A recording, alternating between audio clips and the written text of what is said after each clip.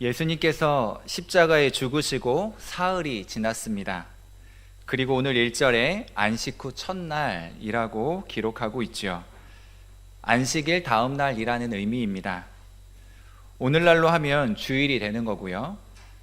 예수님이 금요일에 십자가에 달리셔서 죽으셨으니까, 그리고 그 다음 날이 안식일이 되는 거죠. 그러니 예수님이 죽으신 그 날은 안식일 준비일입니다. 안식일에는 노동을 할 수 없었던 유대인들이 안식일을 보내기 위해 준비하는 일이 필요했습니다. 그래서 그날을 안식일 준비일이라고 하는 거죠. 그리고 이 안식일은 온전히 무노동으로 시간을 보냅니다. 그런 맥락에서 여인들이 다음 날에는 안식일이어서 무덤을 찾지 못하고 안식일 다음 날에 찾아가고 있는 거예요. 그리고 부활하신 날 안식 후 다음 날을 기억하면서 부활의 주님을 기념하면서 예배하는 날이 되는데, 그날이 주일이 되는 것입니다. 예수님께서 금요일에 죽으셨고 안식일에는 무덤에 계셨고, 오늘날로 치면 토요일이죠. 그리고 주일에 부활하신 거예요. 그날을 기념하면서 우리는 주일을 지키는 것입니다. 우리는 일생을 부활하신 주님을 기억하고 살아가야 합니다. 부활의 주님이 주시는 은혜와 힘으로 한 주간을 살아가야 하는 거죠. 그래서 한 주의 시작은 주일입니다. 주일에 하나님의 말씀과 또 하나님의 은혜로 힘을 얻고 우리에게 맡겨주신 6일을 힘있게 살아가는 거죠. 안식 후 첫날이 되어서 막달라 마리아가 해가 뜨기도 전에 예수님을 장사진의 무덤에 가게 되었습니다. 그런데 예수님의 무덤을 막고 있던 큰 돌이 옮겨져 있습니다. 이 같은 예수님의 무덤을 보고 막달라 마리아가 베드로에게 달려가서는 이 사실을 전해주는 거죠. 사람들이 주님을 두었던 이 무덤에서 주님을 가져갔는데 어디에 두었는지 알지 못하겠다는 거예요. 사람들이 주님을 무덤에서 가져다가 어디 두었는지 우리가 알지 못하겠나이다. 그 막달라 마리아가 전해준 이 말을 듣고 베드로와 또 한 제자가 요한이죠. 두 사람이 달려서 예수님의 무덤에 가는 것입니다. 그리고 예수님의 무덤에 이르게 되었어요. 그런데 다른 제자 요한이 베드로보다 더 빨리 가서 무덤에 도착하게 되었습니다. 그런데 요한은 무덤 안에 들어가지 못하고 밖에서만 그 안을 들여다본 거예요. 몸을 구부려서 그 안을 들여다보았습니다. 그렇게 예수님의 무덤을 들여다보았는데 세마포가 놓여져 있는 것이 보인 거죠. 그리고 뒤이어서 베드로가 따라왔습니다. 머뭇거릴 새 없이 베드로는 무덤 안으로 들어갑니다.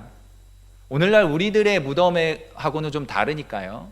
동굴처럼 굴을 파서 그 안에 시신을 두는 게 이 유대의 장례니까, 무덤이니까 들어갈 수 있는 거예요. 그러니까 베드로가 와서는 무덤에 들어갑니다. 그리고 그 안을 보았더니 세마포가 놓여져 있는 거예요. 그리고 머리에 쌌던 수건은 다른 곳에 쌌던 대로 놓여 있습니다. 예전 성경에는 개켜 있다라고 표현을 했어요.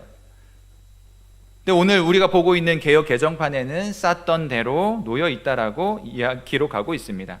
쌌던 대로는 둥그렇게 말려 있는 상태를 이야기하는 거예요. 수건으로 머리와 턱을 동였던 상태로 그대로 놓여 있다는 거죠. 그래서 예수님은 부활의 몸이 신비스러운 방법으로 수의와 머리를 쌌던 수건에서 스스로 빠져나온 것으로 짐작해 볼 수 있는 겁니다.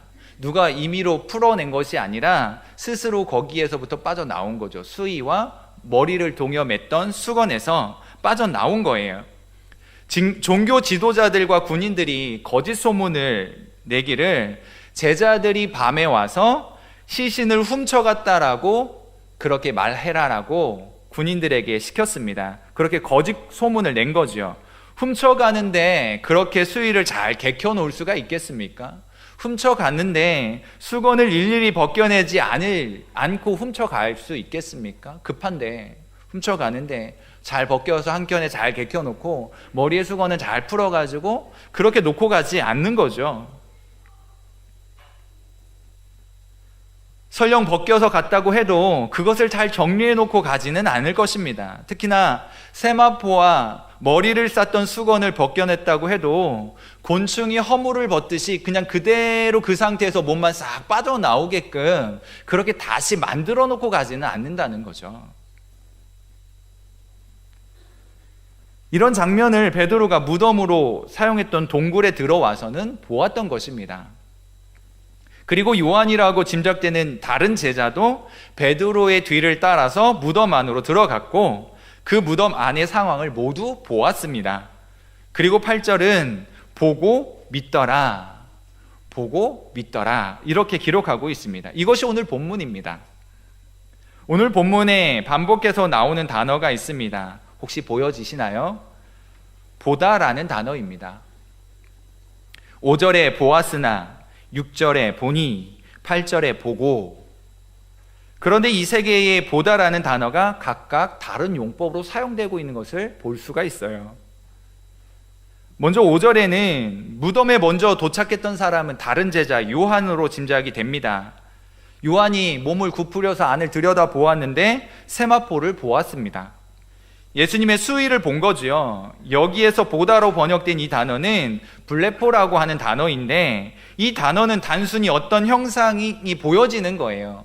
단순히 어떤 형상이 우리 눈, 망막을 통해 시신경을 통해 전기작을 통해 우리 뇌로 전달되어지는 그런 보는 겁니다. 있으니까 보여지는 거예요. 그 단어가 블레포입니다. 그냥 단순하게 눈으로 보여지는 것을 의미하는 거예요.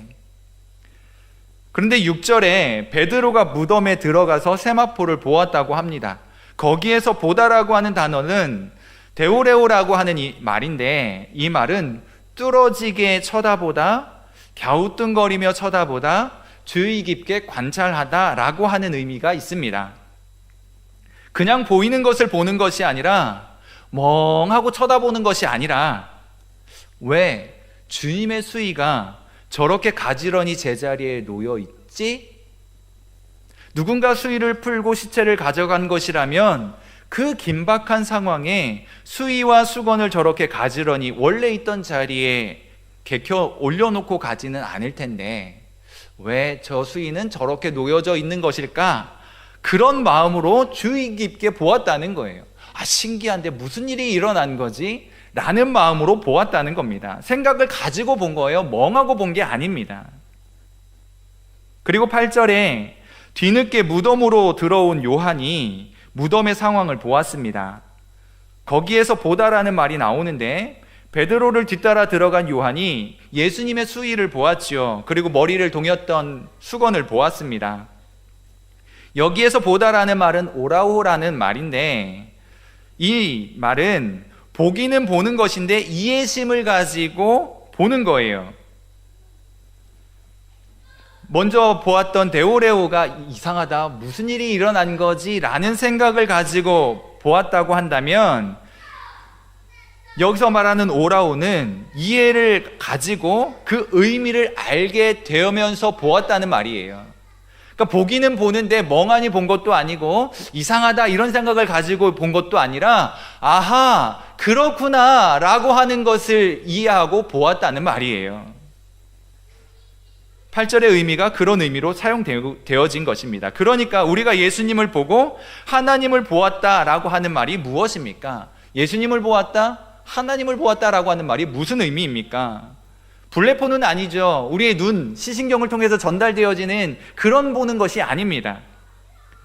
눈으로 볼 수 있는 것이 아니죠. 가끔 데오레오는 있을 수 있어요. 이게 뭐지? 도대체 무슨 일이 일어나고 있는 거야? 아, 이게 예수님인가? 이런 건가? 은혜라는 게 이런 건가? 신앙이라는 게 이런 건가? 라고 생각을 하면서 볼 수는 있어요. 그러나 우리는 예수님의 말씀과 예수님의 사역을 정확하게 이해한 사람들이 아닙니까? 예수 그리스도의 부활을 의미를 알고 있는 사람들 아닙니까? 그래서 주님을 보았어, 하나님을 보았어 라고 말하는 사람들은 하나님의 말씀, 예수님의 사역을 정확하게 이해한 사람들을 가리키는 말입니다. 그것이 예수님을 보는 것이고 하나님을 보는 거예요. 하나님의 은혜를 경험한 것을 이렇게 표현할 수 있는 것입니다. 내가 하나님을 보았어 라고 말하는 사람이 있다면 특별히 오늘날에 그와 같은 고백을 한다면 이것은 눈으로 보았다라고 하는 의미가 아니고요, 하나님의 역사하심, 하나님의 말씀하신 것들이 분명하게 깨달아져 알게 되었어 라고 하는 의미라는 거죠. 나의 인생이 이렇게 피곤하고 고단했는데 나의 인생 속에 역사하시는 하나님을 보았어 라고 고백한다면, 살아계신 하나님께서 나를 붙들어 주시고 나를 이끌어 가셔서 나로 하여금 승리케 하시는 그 은혜를 보았다는 말 아니겠습니까? 그렇게 인도하여 주셨다라고 하는 말을 포함하고 있는 것이죠. 오늘 요한이 무덤에 들어가서 보고 믿더라 할 때 이 보다라고 하는 말은 정확히 그런 의미입니다. 과거에 예수님께서 생전에 내가 죽게 될 것이고 부활하게 될 것을 말씀해 주지 않으셨습니까? 그 당시는 몰랐던 거예요. 근데 깨달아졌다는 것입니다. 베드로와 다른 제자 요한에게 막달라 마리아가 예수님의 시신이 없어졌다는 소식을 전했습니다. 그 이야기를 듣고는 무덤으로 달려가지요. 무슨 생각을 하면서 달려갔을까요? 오늘 8절에 믿었다라고 하는 것을 보아서 짐작하건대 처음부터 믿었던 것은 아닌 것으로 보여지죠.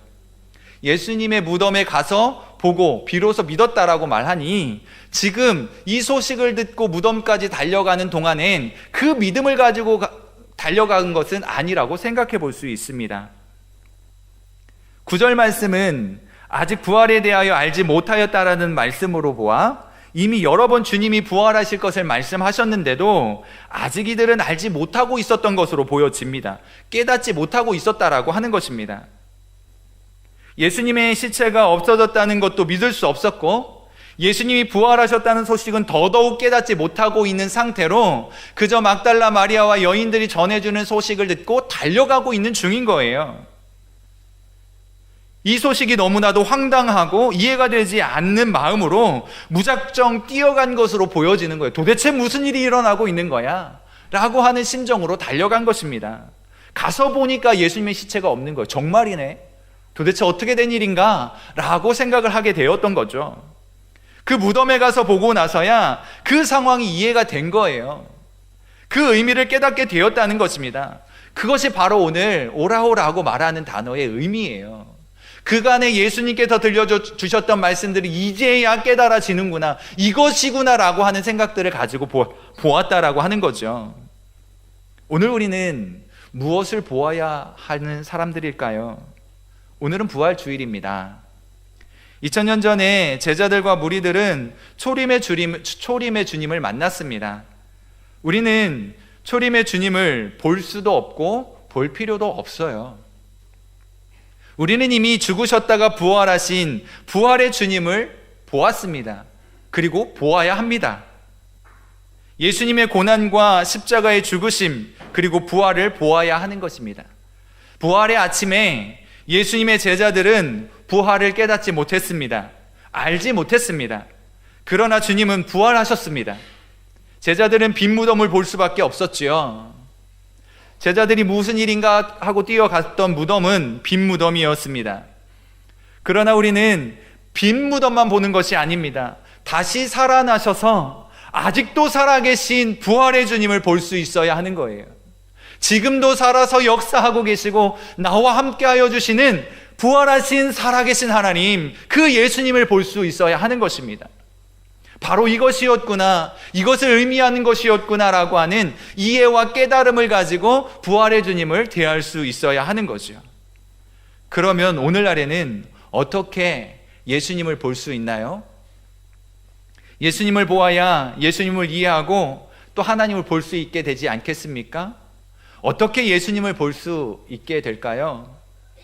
다시 말하면 어떻게 예수님의 말씀과 사역을 이해할 수 있겠느냐라고 하는 거예요. 이해를 돕기 위해 이렇게 질문을 드려보겠습니다. 예수님께서 죽은 자를 일으키시거나 병자를 고치시거나 귀신을 쫓아내신 일을 보신 적 있으십니까? 예수님께서 이스라엘에서 태어나시고 갈릴리를 누비면서 사역하시던 그 현장을 보신 적 있으십니까? 수많은 인파들이 몰려다니며 일으키는 먼지를 마셔본 적 있으십니까? 없잖아요. 예수님의 사역도 보지 못했고 예수님의 말씀도 들은 적이 없습니다. 무엇으로 하나님의 말씀과 사역을 볼 수 있고 이해할 수 있습니까?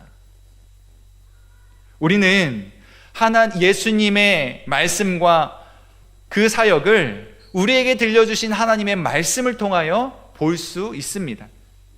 이 성경을 통해서 보게 되는 것입니다. 성경을 통해서 예수님이 누구신지를 알게 되고 예수님 왜 인간의 몸을 입고 이 땅에 오셨는지를 깨닫게 되고 그리고 지금 어디에서 무엇을 하고 계신지를 배우고 이해하게 되는 것입니다. 여쭈어 볼까요? 지금 예수님이 어디 계십니까? 어디 계시죠? 우리의 마음속에 계시다는 말도 맞고 하나님 보좌 우편에 계시다는 말도 맞고 우리의 마음속에 계시다는 말은 무슨 의미입니까? 우리가 지금 사람의 탈을 쓴 예수님이라는 말인가요? 이 말이 잘 이해가 안 되세요? 양의 탈을 쓴 늑대라는 말 아시잖아요. 우리가 사람의 탈을 쓴 예수님이라는 말 아니죠. 그럼 우리의 마음속에 예수님이 어떻게 들어오실 수 있습니까? 육신적으로 들어올 수는 없는 일이잖아요. 부활 후 승천하신 이후에 보내주신 그리스도의 영, 성령이 우리 속에 임하여 계시기에 예수 그리스도가 우리 안에 계시다라고 말하는 거예요. 그러니 그 말도 정답입니다. 근데 육신적으로 예수님은 어디 계십니까? 육신으로 우리와 함께 계시는 분이 아니시잖아요. 다시 오시겠다 약속하셨지 아직 안 오셨으니까 말입니다. 그 예수님이 하늘에 계신 것이고 그것을 어떻게 깨달아지느냐 할 때 하나님의 말씀이 우리에게 들려주셨고 예수 그리스도께서 승천하시기 전 우리에게 가르쳐 주셨고 다시 오시겠다 약속하셨기 때문에 그것이 사실인 줄로 알고 믿음으로 받아들인 거예요. 그것을 보고 있다면 성경을 보고 있는 것이고 그 성경을 믿음으로 보고 있는 것입니다. 이와 마찬가지로 예수 그리스도의 말씀과 사역은 하나님의 이 들려주신 성경을 통해서 볼 수 있게 되는 거예요. 성경을 통해서 예수님이 누군지를 알게 되는 것입니다. 여러분들은 이것을 이해하고 계십니까? 그렇다면 예수님이 보여지는 분들이십니다. 예수님을 보신 분들이십니다. 2000년 전에는 예수님께서 직접 육신을 입고 나타나셨지만 이제는 말씀으로 증언되고 있습니다. 안타까운 것은 당시 사람들은 예수님이 육신을 입고 오셨음에도 예수님을 보지 못했습니다. 육신은 보았지만 그분이 누구신지 몰랐던 거예요. 분명히 깨닫지 못하였던 것입니다. 오라고 하지 못한 거예요. 이분이 메시아로구나, 이분이 하나님이시구나라고 하는 사실을 깨닫지 못하였던 거예요. 그것이 안타깝기 그지없는 겁니다. 하지만 오늘날 우리는 육신으로 오신 예수님은 보지 못했지만 성경이 증언하고 있는 예수님을 정확하게 이해하고 있는 사람들 아닙니까? 육신을 입은 예수님을 볼 수 없었고 초림의 예수님을 볼 수는 없었지만 재림의 주님을 바라보고 대망하면서 영으로 오셨고 말씀으로 우리에게 오신 그 예수님을 보는 사람들, 그 예수님에 대하여 분명한 인식을 가지고 지금도 부활 소망을 가지고 살아가는 사람들 아닙니까? 이 믿음이 여러분들 가슴 속에 깊이 새겨지실 수 있기를 바랍니다. 그렇게 예수님 당시의 사람들도 못 보았던 그 예수님을 우리가 2000년이 지난 오늘에 볼 수 있게 된 사람들이에요. 무엇으로요? 믿음으로 말입니다. 성경이 우리에게 요구하는 것은 생물학적 눈에 새겨지는 물리적인 보는 것을 의미하는 게 아닙니다. 그렇게 보는 것 블레포라고 하는 단어인데 그것은 아무나 다 볼 수 있는 것입니다. 그냥 무언가 물체가 있으면 보여지는 거예요. 시력이 있다면 말입니다. 그러나 이해를 하고 보는 오라오는 하나님의 택한 백성들만이 볼 수 있는 것입니다. 오늘도 이 땅에 수많은 사람들은 부활절을 알고 있습니다. 교회를 다니는 사람이든 교회를 다니지 않는 사람들이든 부활절이 무슨 날인지 알고 있어요. 무슨 날로 알고 있나요? 계란 먹는 날. 예수 안 믿는 사람들은 그렇게 알고 있습니다. 부활절에 계란 나누면 오늘 부활절이구나 라고 받는 거예요. 그 의미는 모릅니다. 그리고 잊어버리고 그냥 지나가서 왜 올해는 계란을 안 줬지? 라고 생각하는 거예요. 이 땅에 많은 사람들이 부활주일 혹은 부활절을 알고 있지만은 이것을 깨닫고 아는 사람들은 하나님의 택함 받은 백성들만이 볼 수 있고 알 수 있게 되는 내용입니다. 눈에 보인다고 다 보이는 게 아닙니다. 오히려 눈을 감아야 보이는 것이 있잖아요. 눈을 떴다고 하여 다 보는 것이 아닙니다. 인간의 육신의 눈은 진짜를 보아야 할 것을 보지 못하는 때가 있습니다. 진짜 봐서는 안 되는 것들을 보는 경우도 있습니다. 그게 우리의 시력의 한계이죠. 당시의 사람들은 예수님을 보았고 예수님이 행하시는 기적도 보았습니다. 심지어 변화선에서의 역사를 기억하시지 않습니까? 찬란하게 빛나는 영광의 광채, 하늘의 몸을 보게 되었습니다. 그렇게 변화된 예수님을 만난 거죠. 심지어 그곳에서 모세와 엘리야도 직접 보았습니다. 불레포했는데 그들이 예수님의 십자가 앞에서 모두 도망쳤던 사람들이에요. 영광의 주님 찬란한 광채를 보았음에도 불구하고 예수님이 십자가에 달리시는 그 현장에는 없었던 사람들입니다. 어디 갔습니까? 다 도망갔습니다. 부인하고 배신했죠. 그들은 육신의 눈으로 하늘의 몸을 보았고 하나님의 음성까지 들었음에도 이 세상의 권세 앞에서 모두 도망치고 말았습니다. 그렇다면 그들이 본 것은 무엇입니까? 하늘의 음성이 들려올 때 그들이 들은 것은 무엇입니까? 뭔가 보기는 보았는데 그것이 그들의 신앙에 아무런 영향을 줄 수 없었던 거예요. 이것은 본 것이 아닙니다. 성경이 말하는 것은 영적인 깨달음을 전제한 봄이라는 거예요. 영적인 이해를 가지고 깨달음을 가지고 보는 거예요. 사랑하는 성도 여러분, 오늘 우리는 길신교회에 와 있습니다. 무엇이 보이나요? 주변을 둘러보십시오. 무엇이 보이십니까? 빨간 벽돌도 보이시죠? 지난밤 피곤해 지쳐 주무시는 분들도 보이실 것입니다. 또 무엇이 보이십니까? 우리의 눈에 보이는 건 무엇이죠?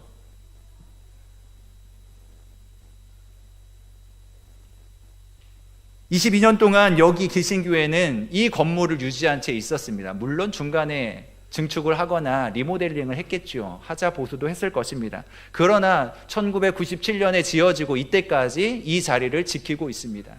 그런데 우리 눈에 보여지는 것은 그저 단지 빨간 벽돌에 불과하다면 우리의 눈이 열려져야 합니다.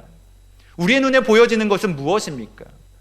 그저 20년 동안 이 자리를 지키고 있는 빨간 벽돌만 보이십니까? 이곳에 임하신 하나님의 임재가 보여지실 수 있기를 바랍니다. 하나님의 영광이 드러나고 있는 이 역사의 현장에 보여지실 수 있기를 바라는 거예요. 아하, 내가 들어와 있는 이곳은 그저 빨간 벽돌에 불과할지 모르지만 이곳에도 임하고 계신 하나님의 영광이 보여지는구나, 이곳도 하나님의 집이로구나라고 하는 그 사실이 깨달아질 수 있어야 되는 거예요. 이것이 하나님의 집이다, 하나님의 능력이 나타나고 있다라고 하는 사실, 영적인 깨달음을 가지고 볼 수 있어야 하는 것입니다. 하나님이 요구하시는, 성경이 가르쳐주고 있는 본다라고 하는 것은 육신의 눈으로 보는 것이 아니라 믿음의 눈으로 볼 수 있어야 돼요. 저는 종종 청년들에게 이렇게 이야기합니다. 요즘 많이 오면 14명, 15명의 청년들이 앉아서 예배를 하는데요, 제가 청년들에게 일당백이라고 이야기하면서 주변을 둘러보라라고 이야기를 해요. 그리고 10여 명 앉아있으면 한 150명이 앉아있다라고 생각을 한다. 믿음의 눈을 열어 볼 수 있기를 바란다. 숫자적인 의미만을 이야기하는 것이 아닙니다. 현실에 주저앉아 있고 갈 바를 찾지 못하고 그저 방황하고 있는 것만 같은 그들에게 도전을 주고 싶은 거예요. 비전을 주고 싶은 거예요. 어른들도 마찬가지 아닐까요? 오늘 우리는 무엇이 보여지는 사람들입니까? 영적인 깨달음, 믿음의 눈을 여시고 하나님이 역사하시는 역사의 현장, 하나님이 인도해 가시는 그 놀라운 일들을 보실 수 있게 되기를 바랍니다. 그래서 부활하신 주님께서 제자들에게 나타나셔서 부활을 증거하셨습니다. 그때 도마는 그 자리에 없었거든요. 잠시 후 돌아온 도마에게 동료 제자들이 주님이 부활하셨다라고 말씀을 전해 주었어요. 그랬더니 도마는 믿지 못합니다. 손을 보고 옆구리에 창자국 만져보지 않고는 나 믿지 못하겠어 라고 이야기하죠.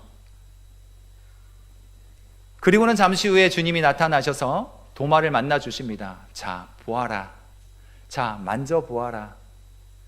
그리고는 도마가 그 자리에서 고백을 하지요. 나의 주님이시오 나의 하나님이십니다. 놀라운 고백입니다. 하지만 그 다음 부활하신 주님께서 하시는 말씀이 있어요. 요한복음 20장 29절입니다. 너는 나를 본고로 믿느냐? 보지 못하고 믿는 자는 복되도다. 여러분, 육신적인 부활의 몸을 하신 예수님을 보아야 믿습니까? 아니요. 이미 말씀으로 들려주셨고 성령으로 믿게 하실 때 그 사실이 믿어지는 거예요. 그리고 그 부활의 주님이 바로 이 자리에서도 역사하시는 것입니다. 저와 여러분들이 예배하는 이 역사의 현장에도 함께 하시는 거예요. 이제 눈으로 뭔가 보려고 많이 애쓰지 마십시오. 귀로 들으려고 목매지 마십시오. 믿음은 보는 것으로 생기는 것이 아니고 보는 것으로 성숙되지 않습니다. 수없이 많은 기적을 보았던 출애굽 시대의 이스라엘 백성들이 실패한 이유가 기적을 보지 못하였기 때문입니까? 아닙니다. 그들이 기적을 보지 못하여서 실패한 것이 아닙니다. 꼭 필요한 것은 주님께서 다 보여주실 것입니다. 필요한 대로 채우실 것이고 열어주시고 보게 하실 것입니다. 하지만 어떤 면에서 우리는 믿음에 필요한 모든 것들을 본 사람들 아닙니까? 하나님께서 나를 이 자리에 있게 만드신 이유도, 하나님께서 나로 하여금 살게 하시는 이유도, 하나님께서 나에게 향하여 가지고 계신 계획도 이미 알고 있는 사람들 아니냐 말입니다. 그것이 깨달아지고 믿음이 되어야 하는 거예요. 믿음이 된다는 말이 무엇을 의미하는 것입니까? 깨달아진 것이 진짜이고 내 것이 되는 것은 그렇게 깨달아진 것으로, 깨달아진 대로 살아갈 때 증명이 되는 거예요. 여러분들은 예수님의 제자이십니까? 예수님께서 승천하시기 전에 제자를 삼으라고 말씀하셨잖아요. 그리고 제자가 되라고 말씀하신 것 아닙니까? 여러분 제자이십니까? 예수님의 말씀과 예수님의 정신을 가지고 살아가는 사람들이 제자이지요. 우리가 예수님의 말씀대로, 예수님이 가르쳐 주신 대로 알지 못해서 못 사는 건가요? 알지만은 못 사는 거잖아요. 그러면 못 사는 줄 알면 살기 위해 애쓰는 일 또한 필요한 것 아니겠습니까? 깨달아졌다라고 하는 것은 내가 비록 완성도 있게 완수하지는 못할지 모르지만 살아 호흡하게 하는 동안 일들을 이루기 위하여 밤낮으로 몸부림치겠다라고 하는 의미가 담겨져 있는 거예요. 그래서 믿음이 된다라고 하는 것은 깨달아진다는 말이고 깨달아진 대로 살아가겠다라고 하는 의지가 담겨져 있는 것입니다. 믿는 것이 삶의 기준이고 근거가 되어야 합니다. 믿음이 있으니 이렇게 살 수 없고 예수의 정신으로 살아야지. 믿음이 있기 때문에 제자 삼아 주셨으니, 자녀 삼아 주셨으니 이렇게 살 수 없고 그 깨달은 바대로 살기 위해 힘써야지. 예수의 정신으로 무장하고 살아가야지. 조금 손해나는 것 같고 억울한 것 같고 때로는 화가 나는 일이 있어도 예수의 정신으로 무장한 사람들이 되어 부활의 신앙을 유지하고 살아가는 일들이 우리에게 필요한 것입니다. 그렇게 믿는 자녀로서 지녀야 하는 덕성을 가지고 살아가는 일이 필요한 거예요. 보고 믿는 자 되었으니 믿음의 사람들 되시기를 바랍니다. 부활주의를 맞이하며 부활의 신앙을 재점검해 보시기를 원합니다. 이 땅이 아니라 영원한 하나님 나라에서 다시금 눈뜨게 될 것을 믿음으로 보는 사람들 아닙니까? 이 땅에 있는 것이 전부가 아니고 이 땅에서 영원히 살 것이 아니라 언젠가 주님께서 눈 감게 하신다면 다시 눈을 뜨게 하는 순간은 주님을 마주하는 영광의 그곳 아니겠습니까? 괴로움과 죄가 있는 곳 나 비록 여기 살아도 빛나고 높은 저곳을 날마다 바라봅니다.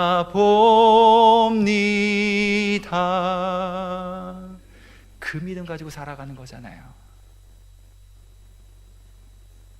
더 중요한 가치를 위하여 조금 덜 중요한 것들은 내려놓을 수 있기를 바랍니다. 더 중요한 하나님 나라의 가치와 십자가의 정신으로 살아가실 수 있기를 바랍니다. 이 부활신앙이 우리 모두의 삶의 기준이 되고 가치가 되실 수 있기를 바랍니다. 사랑하는 성도 여러분, 더 잘 믿는 성도님들 되실 수 있기를 간절히 바랍니다. 기도하겠습니다.